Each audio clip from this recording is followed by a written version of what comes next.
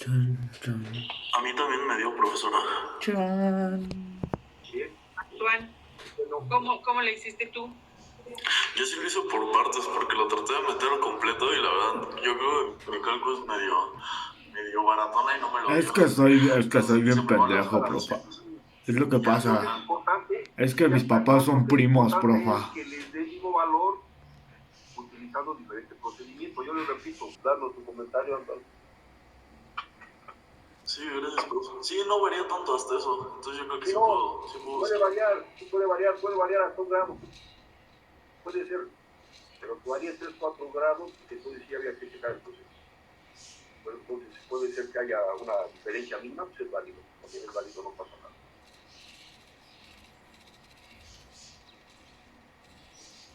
¿Sí? Arquitecta René, me voy a desconectar de la computadora, lo voy a seguir en mi teléfono. Sí, te estoy aquí contestando lo que me habías preguntado. Sí, por favor, te preocupes. Yo lo sigo por teléfono. Ok, digo, les aviso, voy a hacer una consulta médica, pero yo lo sigo en teléfono, ¿de acuerdo? Me voy a desconectar aquí de la computadora. Sí, no te preocupes. Ok, gracias, doctor. Entonces, jóvenes, los demás, ¿les dio, no les dio? Yo lo hice en mi teléfono y me salió error, pero es que no tiene pilas mi calculadora. Ajá, ok. Entonces, también en su celular pueden bajar una aplicación de calculadora científica, si es que lo quieren hacer en la calculadora.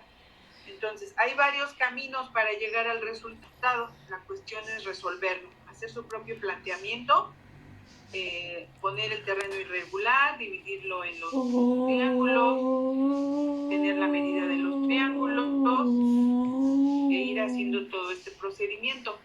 Cuando ya tengan los 3 ángulos, la suma debe dar 180. Tienen que calcular cada uno, no calcular 2 y luego restarle a 180 y suponer que eso mide el triángulo 3. Tienen que calcular los 3 y sumarlos. Entonces, calculen los 2 triángulos y nos regresamos a esta imagen. El triángulo del vértice B, lo que obtengan ahí, pues eso es el ángulo del terreno. El triángulo del vértice D también es el ángulo del terreno. En el caso del triángulo A, tienen que sumar los 2 ángulos de los 2 triángulos, del triángulo 1 más el triángulo 2. Y en el vértice C también tienen que sumar el ángulo C del triángulo 1 más el ángulo C del triángulo 2. Todas las operaciones matemáticas son en hojas. Esa es la memoria. En el plano lo que aparece ya es el resultado total, cuánto miden los ángulos del terreno. Y la fórmula que yo les pongo para obtener el área es esta, que el área es igual a 1/4 de la raíz cuadrada de 4 por la diagonal 1, la diagonal 1 por la diagonal 2, no importando cuál sea diagonal 1 y cuál sea diagonal 2, al cuadrado, menos a cuadrada, menos b cuadrada, más c cuadrada, menos d cuadrada. Estas literales son los lados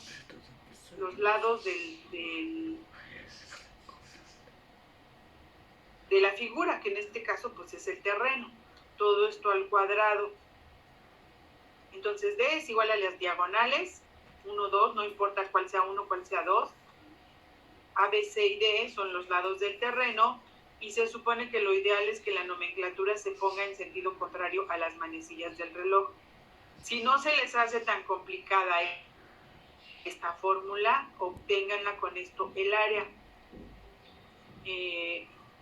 Y cuando se les hace complicado, aplican la forma de semiperímetros, que es la fórmula de Girón, y sacan entonces el área del triángulo 1 y luego el área del triángulo 2, la suman y bueno, ese es el área del terreno.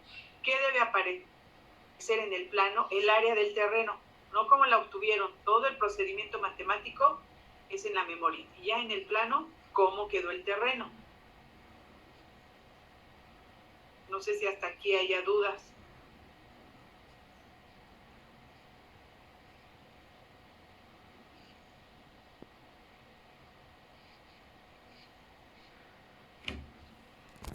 Aquí tenemos la representación de un plano topográfico, pero este ya es hecho con aparatos, pero nos sirve para ver alguna representación. Por ejemplo, no sé qué simbología les hayan enseñado en dibujo acerca de las colindancias, pero aquí, por ejemplo, está ashurado. Vean cómo aparece ashurado todos los lados del terreno que colindan con otras construcciones, y aquí aparecen con qué construcciones colindan. Entonces, al fondo con una casa habitación, y aquí en uno de los lados con otra casa habitación. De este lado es una avenida en donde aparece su nombre de la avenida, y de este lado es una calle. Necesitamos también el sentido de las calles, y ven por aquí aparecen unas flechitas. Este es de doble sentido y esta también es de doble sentido. Por aquí están las flechitas. Es un terreno sensiblemente plano. Aquí está una curva de nivel muy pequeña. Aquí aparece otra curva de nivel. Por aquí aparece otra. Y aquí se repite un poquito. Entonces, si ven, las curvas de nivel son caprichosas. No responden a nada. No son paralelas. No están formaditas todas. No, y esto se hace son con irregulares. gráficos. Y en un terreno Es un puto plano, desmadre. para todos los que tienen proyectos planos, pues el terreno seguramente sería muy parecido a este, con unas cuantas curvas de nivel en las que suben 15 centímetros, 20 centímetros, o sea, algo no muy grande. Y en la curva de nivel aquí aparece la cota y nos dice cuánto sube en esta parte. Todo lo que esté encerrado en esa curva de nivel está al mismo nivel, que sería esto. Y esta retícula, bueno, pues se hace con aparatos, porque esto se hizo con aparatos. No necesariamente tiene que aparecer en su proyecto, y ustedes tendrán que suponer los árboles, dónde están, por acá, o están por aquí, o por dónde están, dónde ubican árboles dentro del terreno. Y acá sobre la banqueta también debe aparecer el ancho de la banqueta.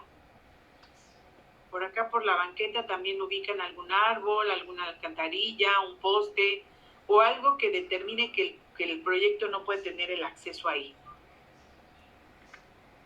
El acceso vehicular, digamos, el peatonal, pues no tiene mayor problema. Y por aquí hay unas construcciones, aquí que aparecen ashuradas también, que aparecen las construcciones, y este plano tiene su propia simbología, que lo vemos aquí, aunque está muy tenue. Aquí aparece un poquito más grande y medio borrosón. Entonces, por ejemplo, banco de nivel, curva de nivel maestra, árbol. En el caso de los árboles, no los dibujen como dibujan en técnicas de presentación. Árboles así, en una representación súper elaborada. Son minimalistas, y estos planos tienden más a ser planos técnicos, que representan cómo es el terreno, tal como es. En el caso de técnicas de presentación, pues lo que quieren es que el cliente se enamore de ese proyecto a base del proyecto. Entonces, este es un ejemplo de un plano que se hizo en AutoCAD, no sé por qué. Pero bueno, aquí está la planta. Vean la planta. Por acá atrás se pusieron unos árboles. Aquí pasa el corte longitudinal, el corte transversal.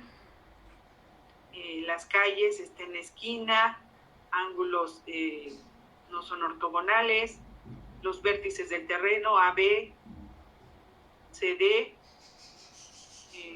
Garantizada. Las cotas, que no las veo.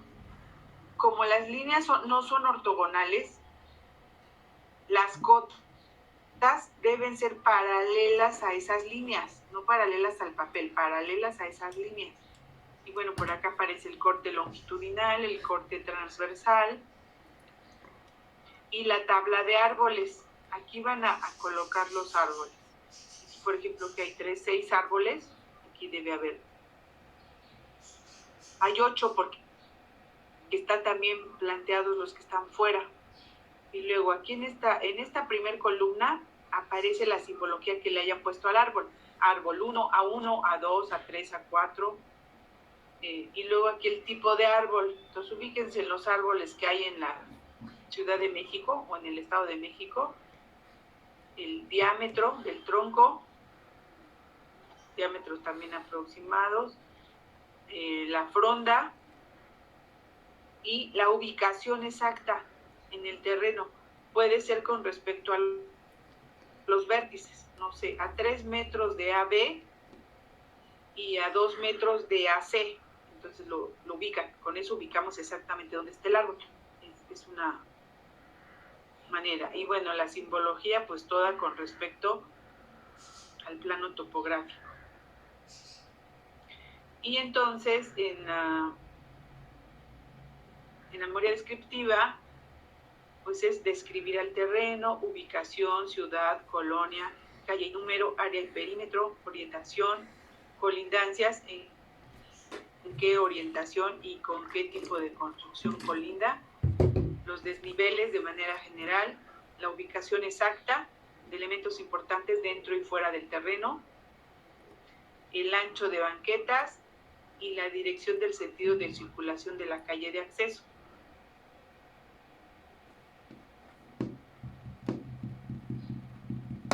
Y la entrega debe contener la memoria de cálculo de ángulos, la memoria descriptiva y el plano. En el plano, las plantas, cortes, pie de plano, croquis de localización y tabla de árboles. El terreno en planta y su relieve en corte es el de mayor calidad de línea. Entonces eso es lo que debe tener mayor calidad, no la misma calidad con las cotas, sino el terreno en planta y su relieve, no la representación del 00, sino el relieve del terreno. Las cotas del perímetro del terreno deben ser paralelas al terreno, como les decía, van a aparecer inclinadas y las cotas deben ser paralelas a esa forma. Los ángulos totales del terreno deben estar en el terreno, no las de los triángulos, las cotas de las diagonales o por lo menos de una.